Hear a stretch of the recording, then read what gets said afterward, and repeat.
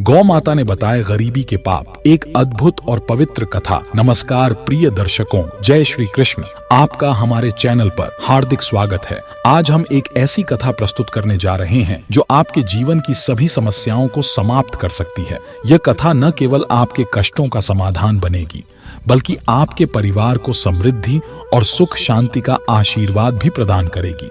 कृपया इसे अंत तक ध्यान पूर्वक सुनें।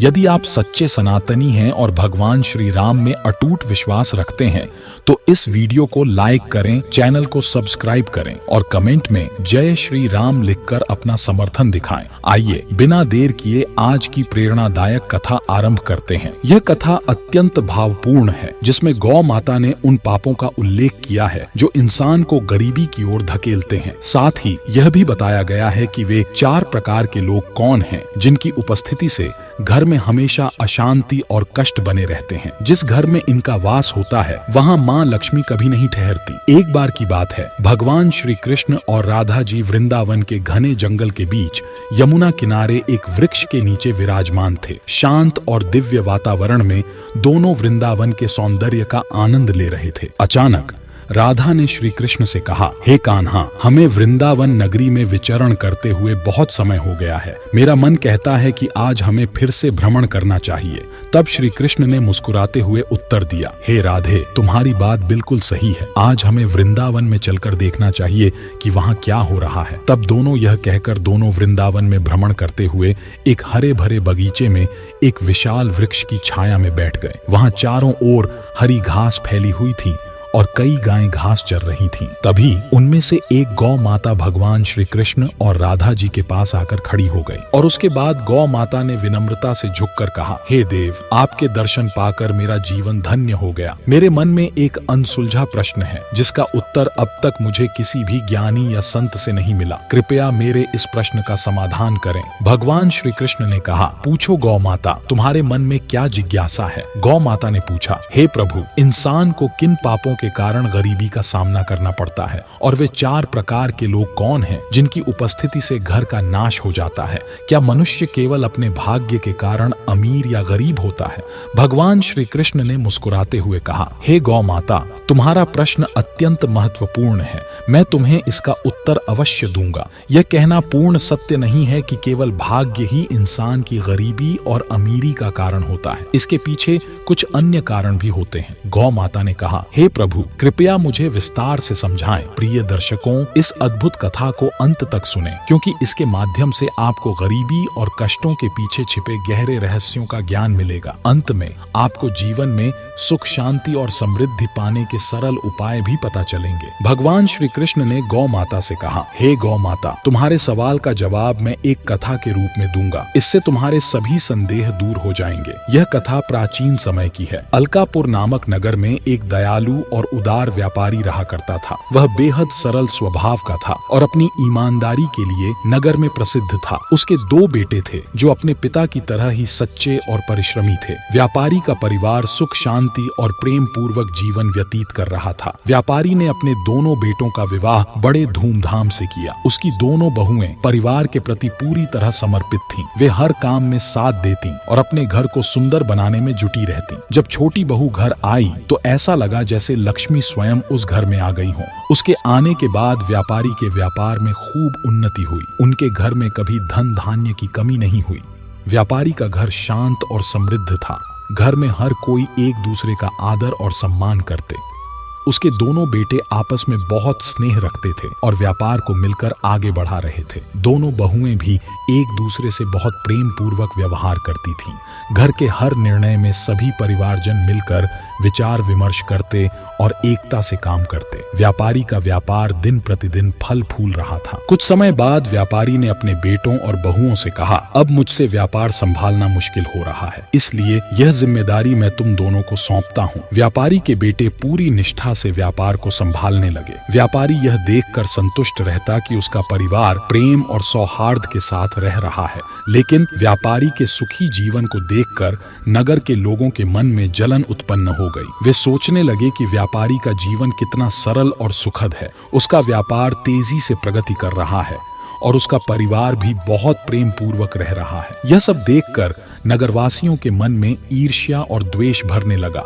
भगवान श्री कृष्ण ने कहा, हे गौ माता, जैसे तालाब में बड़ी मछली छोटी मछलियों को देखकर उन्हें निगलने की कोशिश करती है, वैसे ही मनुष्य दूसरों की सफलता देखकर उन्हें नीचे गिराने का प्रयास करता है। इंसान अपने सुख से उतना प्रसन्न नहीं होता जितना दूसरों की तरक्की देखकर व्यथित होता है। इसी ईर्ष्या के कारण नगरवासियों को व्यापारी के खिलाफ षड्यंत्र रचने पर मजबूर कर दिया। नगर के कुछ लोग व्यापारी के कुल पुरोहित के पास गए और कहा, पुरोहित जी, आप यहाँ कठिनाई में जीवन बिता रहे हैं, जबकि आपका यजमान ऐश्वर्य और वैभव में डूबा हुआ है। वह अपनी बहुओं के हाथ के बने स्वादिष्ट भोजन का आनंद ले रहा है, लेकिन आपको उसने बिल्कुल भुला दिया है। नगरवासियों की बात सुनकर पुरोहित ने कहा, आप यह सब क्यों कह रहे हैं? इसका अर्थ क्या है? नगरवासियों ने उत्तर दिया, पुरोहित जी, सोचिए, व्यापारी ने आपको आखिरी बार अपने घर कब बुलाया था? यदि वह आपको यज्ञ और पूजा के लिए नहीं बुलाएगा तो आपकी आय कैसे होगी? दान दक्षिणा कहाँ से मिलेगी? यदि ऐसा ही चलता रहा तो आप और आपका परिवार भूखा मर जाएगा। यह सुनकर पुरोहित के मन में असमंजस पैदा हो गया। उसने सोचा, यह तो सही है कि व्यापारी ने मुझे लंबे समय से अपने घर आमंत्रित नहीं किया है। वह अपना सुखी जीवन जी रहा है, जबकि मैं गरीबी की वजह से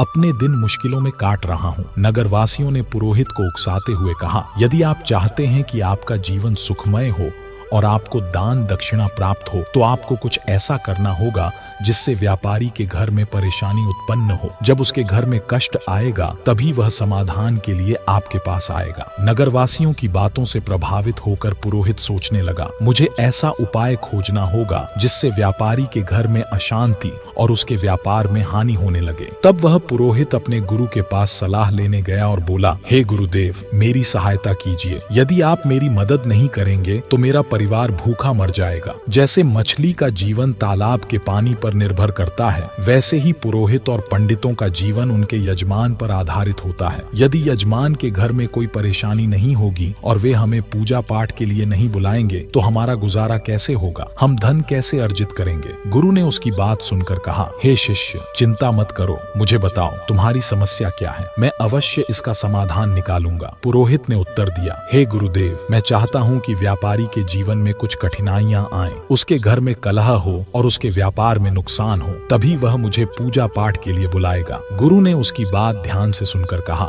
हे शिष्य, व्यापारी के सुखमय जीवन का मुख्य कारण उसकी छोटी बहू है। वह भगवान विष्णु और माता लक्ष्मी की नियमित पूजा करती है। इसी कारण उनके घर पर दिव्य कृपा बनी हुई है। जब से वह बहू उस घर में आई है, व्यापारी का जीवन धन धान्य से भर गया और आनंदमय हो गया है। जिस घर में ऐसी धर्मपरायण और गुणवान स्त्री होती है, वहाँ किसी भी चीज का अभाव नहीं होता। यह सुनकर पुरोहित ने पूछा, हे गुरुदेव, क्या कोई ऐसा उपाय है जिससे व्यापारी के घर में अशांति और व्यापार में हानि हो सके? गुरु ने उत्तर दिया, चिंता मत करो, तुम्हें केवल एक छोटा सा काम करना होगा। व्यापारी के घर जाओ और उससे एक पीतल का लोटा मांग लो। उस लोटे को अपने घर लाकर रख देना। जब तुम ऐसा करोगे तो थोड़े समय में व्यापारी के व्यापार में नुकसान होगा और उसके घर में झगड़े शुरू हो जाएंगे। उसके बेटे आपस में लड़ने लगेंगे और उसका जीवन कठिन हो जाएगा। तब वह तुम्हें पूजा पाठ के लिए बुलाएगा। गुरु की बात सुनकर पुरोहित ने उनका धन्यवाद किया और अपने घर लौट आया। अगले दिन सुबह स्नान और ध्यान के बाद वह व्यापारी के घर गया। उस समय व्यापारी आराम कर रहा था। पुरोहित की आवाज सुनकर वह बाहर आया और अपने कुल पुरोहित को देखकर बहुत खुश हुआ। व्यापारी ने कहा, आइए पुरोहित जी, इतने दिनों बाद आपके दर्शन हुए हैं, सब कुशल मंगल है? पुरोहित ने उत्तर दिया, सब ठीक है, बस इधर से गुजर रहा था तो सोचा आपसे मिल लूं। कुछ देर तक मीठी मीठी बातें करने के बाद पुरोहित ने कहा, व्यापारी जी, मुझे थोड़ा पानी चाहिए। व्यापारी पानी लाने के लिए अंदर जाने लगा। तभी पुरोहित ने कहा, पानी पीतल के लोटे में लाइए। व्यापारी मुस्कुराते हुए बोला, जैसा आप कहें पुरोहित जी। इतना कहकर व्यापारी अंदर चला गया। उसी समय उसकी छोटी बहू, जो अत्यंत चतुर और समझदार थी और जिसे वास्तुशास्त्र का थोड़ा ज्ञान था, उसने देखा कि व्यापारी पीतल का लोटा लेकर जा रहा है। वह तुरंत व्यापारी के पास आई और बोली, पिताजी, यह लोटा थोड़ी देर के लिए मुझे दे दीजिए, मैं इसे जल्दी ही लौटा दूंगी। व्यापारी ने खुशी खुशी लोटा उसे दे दिया। छोटी बहू ने उस लोटे का पानी निकालकर अपनी गौ माता को पिला दिया और फिर उसमें नया पानी भरकर लौटा ससुर को वापस दे दिया। व्यापारी ने वह पानी पुरोहित को दिया। पानी पीने के बाद पुरोहित ने कहा, व्यापारी जी, यह पीतल का लौटा बहुत सुंदर है, क्या आप इसे मुझे दे सकते हैं? व्यापारी हंसते हुए बोला, पुरोहित जी, यह तो छोटी सी बात है, इसे अपने साथ ले जाइए। पुरोहित मन ही मन खुश हुआ और सोचने लगा, आज मैंने व्यापारी के सुख और शांति पर प्रहार कर दिया है, अब उसके घर की खुशियां समाप्त हो जाएंगी। पुरोहित लौटा लेकर अपने घर लौट आया और उसे एक कोने में रखकर सोचने लगा, अब कुछ ही दिनों में व्यापारी मुझे बुलाएगा, उसके घर में झगड़े होंगे और व्यापार में हानि होगी, तब मैं पूजा पाठ करके उससे अच्छी दक्षिणा लूंगा। इन ख्यालों में डूबा पुरोहित बहुत खुश था और बेसब्री से इंतजार करने लगा कि व्यापारी उसे कब बुलाएगा। दिन बीतते गए, लेकिन 21 दिन बाद भी व्यापारी की तरफ से कोई बुलावा नहीं आया। थककर पुरोहित दोबारा अपने गुरु के पास गया और बोला, हे गुरुदेव, मैंने आपकी बात मानकर व्यापारी से पीतल का लौटा ले लिया था, लेकिन 21 दिन बीत गए हैं और व्यापारी के जीवन में कोई समस्या नहीं आई। वह पहले की तरह सुख शांति से अपना जीवन बिता रहा है। गुरु ने शिष्य की बात सुनकर अपनी दिव्य दृष्टि का उपयोग किया और ध्यान लगाकर स्थिति का अवलोकन किया। उन्होंने कहा, हे शिष्य, मैंने पहले ही तुम्हें बताया था कि व्यापारी की छोटी बहू अत्यंत चतुर और समझदार है, उसे वास्तुशास्त्र का गहन ज्ञान है। जब व्यापारी तुम्हारे लिए पानी ला रहा था, उसी समय उसकी छोटी बहू ने वह लौटा अपने ससुर से ले लिया और उसमें का पानी गौ माता को पिला दिया। यही कारण है कि व्यापारी के घर की सुख समृद्धि बरकरार रही और तुम्हारी योजना असफल हो गई। गुरु ने आगे कहा, लेकिन चिंता मत करो, मैं तुम्हारे लिए एक और उपाय बताता हूँ। अब तुम व्यापारी के घर जाकर उसकी गौ माता मांग लो। हिंदू धर्म में गौ माता को माँ लक्ष्मी का स्वरूप माना गया है। जिस घर में गौ माता होती है, वहाँ सदा सुख और शांति रहती है। जैसे ही तुम गौ माता को अपने घर ले आओगे, व्यापारी के घर में कष्ट और अशांति आ जाएगी। गुरु की बात सुनकर पुरोहित के मन में नई आशा जागी। उसने गुरु को धन्यवाद दिया और अगले दिन के लिए योजना बनाने लगा। वह सोचने लगा कि सुबह व्यापारी के घर जाकर गौ माता मांग लूंगा और देखूंगा कि वह कैसे सुखी रहता है। अगले दिन स्नान आदि से निवृत्त होकर पुरोहित व्यापारी के घर पहुंचा। व्यापारी ने दरवाजा खोला और अपने कुल पुरोहित को देखकर प्रसन्न होकर उनका स्वागत किया। वह उन्हें घर के भीतर ले गया और स्वादिष्ट भोजन परोसा। भोजन के बाद व्यापारी ने पूछा, पुरोहित जी, आज आपके आगमन का क्या कारण है? सब कुशल तो है? पुरोहित ने दुख भरे स्वर में कहा, व्यापारी जी, मैं बड़ी समस्या में हूँ। मेरे घर की गौ माता ने दूध देना बंद कर दिया है और मेरे छोटे बच्चे को दूध की सख्त आवश्यकता है। बिना दूध के वह जीवित नहीं रह सकता। इसीलिए मैं आपसे सहायता मांगने आया हूँ। यदि आप अपनी गौ माता मुझे दे दें तो मैं आपका बड़ा ऋणी रहूंगा। पुरोहित की करुणा भरी बातों को सुनकर व्यापारी सोचने लगा कि कुल पुरोहित की मदद करना धर्म का काम है। गौदान से मुझे पुण्य मिलेगा। यह विचार कर व्यापारी ने कहा, पुरोहित जी, आप चिंता न करें, मैं अपनी गौ माता आपको दे देता हूँ। व्यापारी गौ माता लाने के लिए भीतर गया। जैसे ही वह गौ माता लेकर बाहर आया, उसकी छोटी बहू तुरंत वहाँ पहुंची और बोली, पिताजी, यह गौ माता कहाँ ले जा रहे हैं? व्यापारी ने उत्तर दिया, बेटी, हमारे कुल पुरोहित आए हैं। उनकी गौ माता ने दूध देना बंद कर दिया है, इसलिए वह हमारी गौ माता मांग रहे हैं। मैं उन्हें दे रहा हूँ। यह सुनकर छोटी बहू बोली, पिताजी, कृपया थोड़ा रुकें, मैं अभी आती हूँ। वह भीतर गई और हल्दी और चंदन का मिश्रण तैयार किया। उसने गौ माता की सींगों पर वह मिश्रण लगा दिया और बाकी मिश्रण को घर के मंदिर के पास रख दिया। फिर वह बोली, पिताजी, अब आप गौ माता को पुरोहित जी को दे सकते हैं। छोटी बहू की इस चतुराई ने व्यापारी के घर की समृद्धि को सुरक्षित कर लिया। पुरोहित गौ माता को लेकर अपने घर चला गया और उसे आंगन में बांध दिया। उसने सोचा, अब कुछ ही दिनों में व्यापारी के घर में कष्ट आएंगे और वह मुझे पूजा पाठ के लिए बुलाएगा। लेकिन कई दिन बीतने के बाद भी व्यापारी की ओर से कोई संदेश नहीं आया। यह देखकर पुरोहित बेचैन हो गया और दोबारा गुरु के पास गया। उसने कहा, गुरुदेव, मैंने आपके बताए अनुसार व्यापारी की गौ माता अपने घर ले आई, लेकिन अब तक व्यापारी के जीवन में कोई परेशानी नहीं आई है। वह तो पहले से भी अधिक सुखी और शांत है। गुरु ने ध्यान लगाकर अपनी दिव्य दृष्टि से स्थिति का निरीक्षण किया और कहा, हे शिष्य, मैंने तुम्हें पहले ही बताया था कि व्यापारी की छोटी बहू बहुत ही चतुर और समझदार है। उसने तुम्हारे षड्यंत्र को भांप लिया था। जब तुम गौ माता लेने गए, तब उसने उनकी सींग पर हल्दी चंदन का मिश्रण लगाया था। उसी ने व्यापारी के घर की सुख समृद्धि को सुरक्षित रखा। उसने बचा हुआ मिश्रण मंदिर के पास रख दिया, जिससे उनके घर की शांति अटूट रही। तुम्हारा यह प्रयास भी विफल हो गया। गुरु ने आगे कहा, लेकिन चिंता मत करो, अब तुम व्यापारी के घर जाकर वह रंग की कटोरी मांग लो। जब वह रंग तुम्हारे घर आएगा, तभी तुम व्यापारी के सुख को समाप्त कर पाओगे। गुरु की बात सुनकर पुरोहित ने उनकी सलाह मानी और व्यापारी के घर पहुंचा। उसने किसी बहाने से व्यापारी से वह रंग की कटोरी मांगी। व्यापारी अंदर जाकर कटोरी लाने लगा। उधर व्यापारी की छोटी बहू पहले से सतर्क थी। उसने कटोरी में रखे पुराने रंग को निकालकर उसमें नया रंग भर दिया। व्यापारी कटोरी लेकर बाहर आया और वही कटोरी पुरोहित को दे दी। पुरोहित कटोरी लेकर अपने घर लौट आया और मन ही मन प्रसन्न हुआ। उसने सोचा, अब तो व्यापारी का सुख जल्द ही समाप्त हो जाएगा और वह मुझसे मदद मांगने पर मजबूर होगा। लेकिन समय बीतता गया और व्यापारी का जीवन पहले से भी अधिक खुशहाल और समृद्ध होता चला गया। कई महीने बीतने के बाद भी व्यापारी की ओर से कोई संदेश नहीं आया। थक हार कर पुरोहित फिर से गुरु के पास गया और बोला, गुरुदेव, मैंने आपके कहे अनुसार व्यापारी के घर से रंग की कटोरी भी ले आई, लेकिन उसका सुख चैन पहले से भी अधिक बढ़ गया है। मेरे सारे प्रयास व्यर्थ हो गए हैं। गुरु ने अपनी दिव्य दृष्टि से स्थिति का अवलोकन किया और बोले, हे शिष्य, व्यापारी की छोटी बहू अत्यंत चतुर और समझदार है। उसने तुम्हारे इरादों को भांप लिया था। उसने कटोरी में से वह रंग निकाल दिया जो गौ माता की सींग पर लगाया गया था। इसी कारण व्यापारी का सुख समृद्धि आज भी उसके साथ है। जब तक वह छोटी बहू उस घर में है, तुम व्यापारी का कुछ नहीं बिगाड़ सकते। अब तुम्हें उसे व्यापारी के घर से बाहर करना होगा, तभी तुम अपने उद्देश्य में सफल हो सकते हो। गुरु की बात सुनकर पुरोहित को यह बात समझ में आ गई। उसने सोचा कि अब छोटी बहू को घर से निकालने के अलावा कोई उपाय नहीं बचा। वह घर लौटकर व्यापारी के परिवार में फूट डालने और छोटी बहू को घर से बाहर करने की योजना बनाने लगा। अगले दिन पुरोहित चिंतित मुद्रा में व्यापारी के घर पहुंचा। व्यापारी ने उसे परेशान देखा और पूछा, पुरोहित जी, क्या बात है? आप इतने चिंतित क्यों लग रहे हैं? पुरोहित ने गंभीर स्वर में कहा, व्यापारी जी, आपके घर पर बड़ा संकट मंडरा रहा है। यदि आपने इसका शीघ्र समाधान नहीं किया तो आपका सुखमय जीवन नष्ट हो जाएगा। आपके पुत्रों के व्यापार में बड़ा नुकसान होगा और आपका परिवार भारी विपत्तियों का सामना करेगा। व्यापारी यह सुनकर घबरा गया और बोला, पुरोहित जी, यह आप क्या कह रहे हैं? कृपया हमें इस संकट से बचने का उपाय बताएं। आप हमारे कुल पुरोहित हैं। जो भी आप कहेंगे हम वैसा ही करेंगे। पुरोहित ने व्यापारी की घबराहट भांप ली और समझ गया कि वह अब उसके जाल में फंस चुका है। उसने कहा, इस संकट से बचने का एक ही उपाय है। आपकी छोटी बहू इस घर के लिए बड़ा संकट बन चुकी है। जब तक वह इस घर में है, आपका दुर्भाग्य दूर नहीं होगा। मेरा सुझाव है कि आप उसे तुरंत घर से निकाल दें। व्यापारी को पहले पुरोहित की बातों पर यकीन नहीं हुआ, लेकिन बार बार उसके कहने पर उसने विश्वास करना शुरू कर दिया। व्यापारी बोला, पुरोहित जी, जैसा आप कह रहे हैं